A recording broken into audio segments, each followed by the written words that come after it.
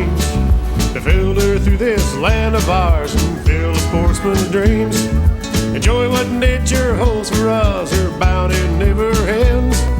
Getting back to basics with the practical sportsman. It's always an adventure, no matter where we go. From a favorite hunting spot to the hottest fishing hole. Outdoor life we all can share with family and friends. We'll do it all together with a practical sportsman. We'll do it all together with a practical sportsman. Hi there, come on in. It is Thursday night, August 14th, 2003. Can you believe we're already halfway through the month of August? I mean, between now and the opening of squirrel season, we should have a big flurry of fishing activity coming up, but I'm not going to tell you about that because I'm Fred Trost. And I'm Zachary Trost with an update on the upcoming fishing flurry, which is just beginning to show signs of life. I'll have details in the guides report, so stay tuned. Lots of outdoor news and information coming your way on this edition of the Michigan Practical Sportsman.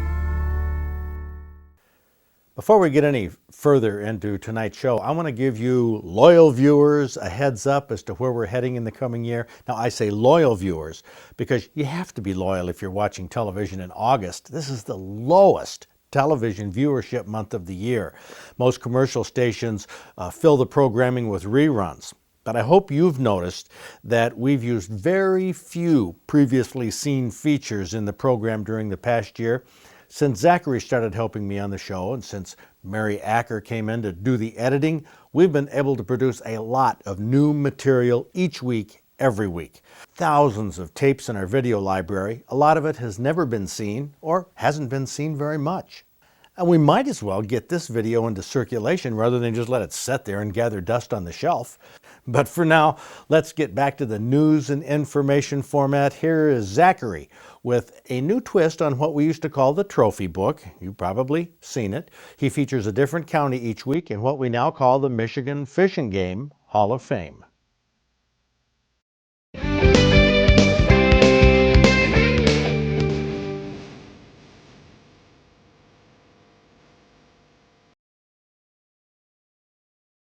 This week's featured county hugs the shore along the northern coastline of both Lake Michigan and Lake Huron.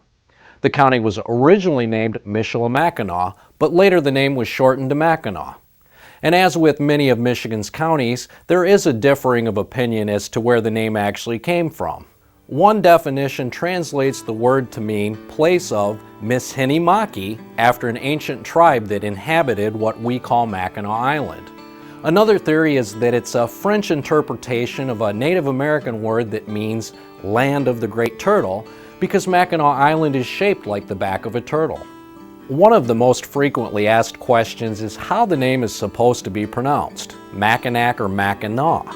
The island was named by the French, who spelled it in French, ending in AC, which in French is pronounced Mackinac. The English named the city, which is on the northern tip of the Lower Peninsula. They changed the spelling to the way they heard it, ending in AW, Mackinac. So no matter how you see it spelled, English or French, it's always pronounced Mackinac. One of the most famous landmarks in the world spans the Straits of Mackinac, the Mackinac Bridge, rising 55 stories above the water. The Mighty Mac held a long-standing record as the longest suspension bridge in the world until 1998. But today, it's still the longest suspension bridge in the Western Hemisphere. Mackinac County holds many other tourist attractions such as Castle Rock, the Hiawatha Trail, the Cut River Bridge, and of course the Mystery Spot, which I'd tell you about, but I don't want to ruin the mystery.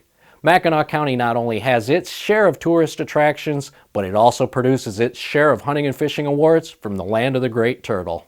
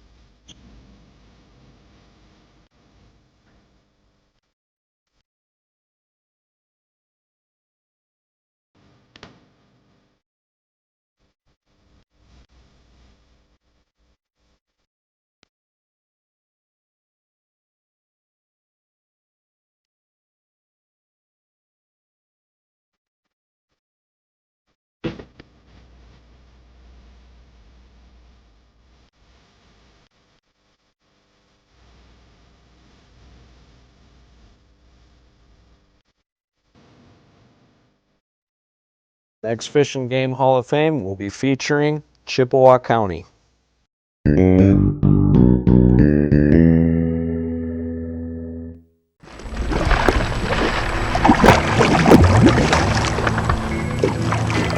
Chester Johnson Jr. from Kenton got a largemouth bass, 23 1/4 inches, 7 pounds. Yep. That's a heavy one. Got that in at the end of June. Yeah. End of June. Pretty exciting story to go with this. Oh yeah. My wife was with me in the boat and she was complaining her reel wouldn't work. She said, "Well, trade rods with me." So I did, and I casted 3 times and hooked this fish, and then she wanted her rod back, but I told her, this is my fish now, so I let her net it for me anyway. Oh, you did? Yeah. Well, that's something else. Do you and your wife compete or what? Well, she tries to get me when we first go out.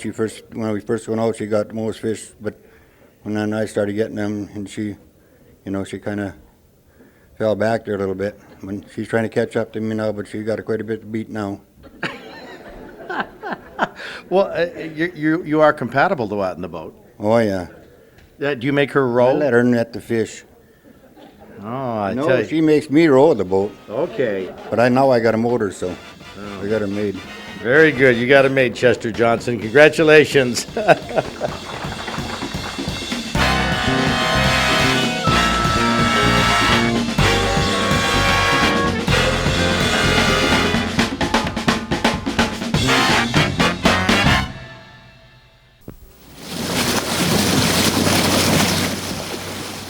This is the Winnipeg River, the stretch by Otter Falls, an hour and a half from downtown Winnipeg in Manitoba. We fished this river on this Saturday afternoon with a number of its resident fishermen, including this young bald eagle. This eagle was full grown, but the dark body and white head feathers that we associate with bald eagles take several years to develop. In another year or two, this eagle will look more like our national bird. Eagles are common on Canada's lakes and rivers because their primary food is fish. Here's another symbol of the North Country, a creature that's had a population explosion since fur prices are down throughout North America.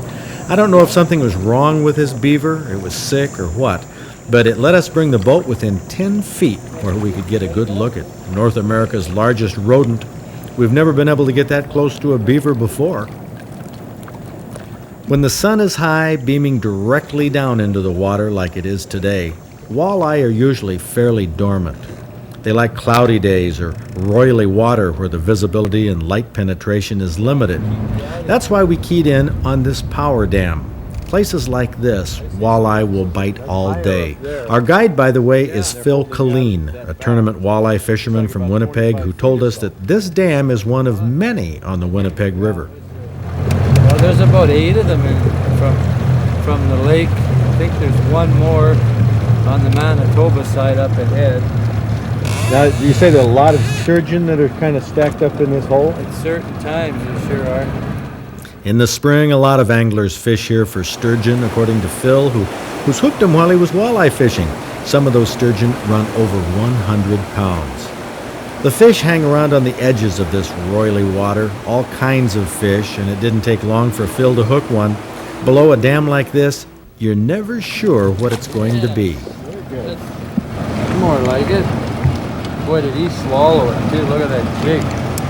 Right down his gullet. You got that one right on the bottom, eh? Yes. Right dead bottom. Come here, you. There. Oh, How's very that? good. It only took about 5 minutes. Look at this jig. It's right buried. Right out of sight. Power dams create a lot of turbulence in the water, making the underwater visibility very low, almost nil, which is why you want to put a little taste treat on the hook. We used leeches on jigs because Phil had a good supply of leeches at home. He would have preferred pieces of night crawlers at this time of year, but he didn't have any in the refrigerator, and the going rate for crawlers up there was $2.75 a dozen. Makes it worthwhile to pick your own. Hook the leech once through the sucker on the front, and it'll stay on the hook better. Remember, it's barbless hooks only in Manitoba. Phil Phil says you don't lose many fish, but bait does come off the hook easier. Probably a sucker or something. Fool Pretty good. Fool us all. Well, I got one. Oh, I just had one. I think it's just a good smallmouth. Yeah, it is. Just a bigger bass. Oh, I was impressed with the size of the fish in Manitoba, not just their length, but they all seem to be very heavy-bodied fish, well fed, that's for sure.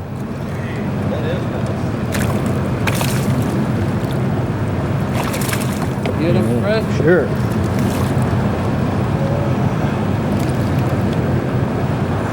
Yeah, that's a little better. do you know that you can pretty much lift them up that way and they'll stay there? Just Well, hold them by their make stomach. sure you have slack line when you hold a bass that way, otherwise it'll jump out of your hand if it feels any pressure on its lip. We're putting this one back anyway. A few minutes later, I had one on. Not a big fish, but from these waters, it could have been any of, maybe 10 species. And as it turned out, this was a new one for me. Oh, look at that. A sauger.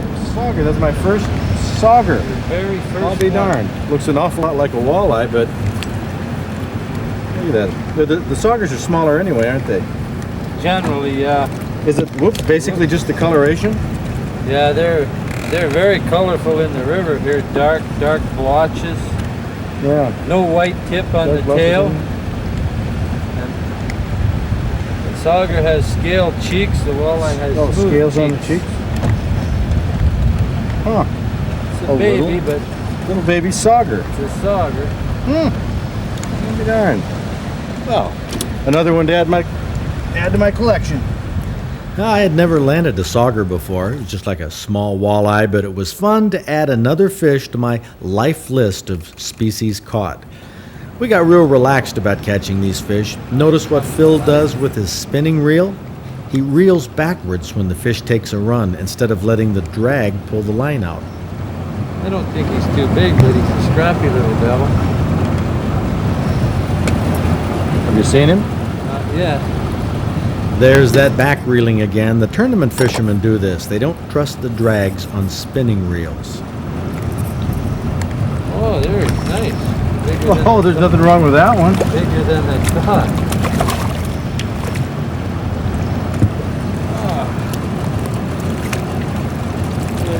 Get a big northern come along. Gee, it's great. Yeah, it's bigger than I thought it was. It looks like it's The growing hasn't- season can't be that long in Manitoba, but they sure grow some stocky fish. The beauty of barbless hooks is how the fish come off. No strain, no pain. They can easily be released to fight again. Sun was getting low in the sky over Manitoba, and we fished a few holes on the way back to the dock. Oh, I got a fish already. I just dropped it down. I didn't even have. I was tightening up to see if I had the bottom. I don't know if it's a good one, but oh, it's coming up. Oh, it's a smallmouth. Smallmouth. It's a nice one smallmouth. too.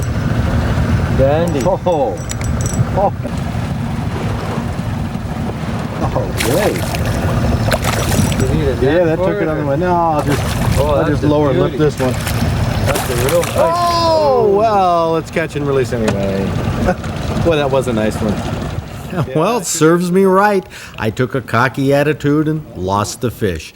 Now, in slow motion, you can see what happened. I tightened the line to open the bass's mouth so I could grab it by the lip. It shook its head and flip. The jig was airborne. The lesson here is, if you really want to fish, net it. You need a Yeah, net that for took it on the or- way. No, I'll that's just a lower and lift beauty. this one. That's a real nice. Oh, well, it's catch and release anyway. Well, enjoy these lazy days of August. Take a kid fishing or camping this weekend, and make sure you come back and see us right here next week.